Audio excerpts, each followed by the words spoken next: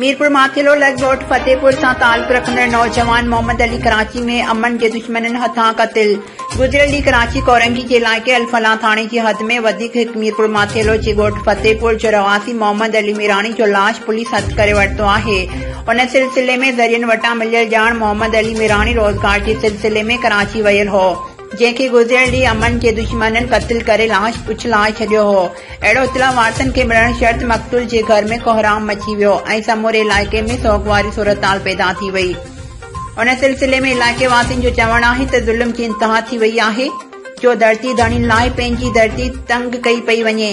हर आए ॾींहुं लाश मिलण मामूल बणिजी विया आहिनि, पर अफ़सोस आहे जो सिंध जा चूंडियल नुमाइंदा मुकमल तौर ते ख़ामोश आहिनि। होॾा नौजवान जे लाश खे प्राइवेट एम्बुलेंस ज़रिए पंहिंजे अबाणे ॻोठ फतेहपुर आंदो वेंदो, जिते तदफ़ीन कई वेंदी।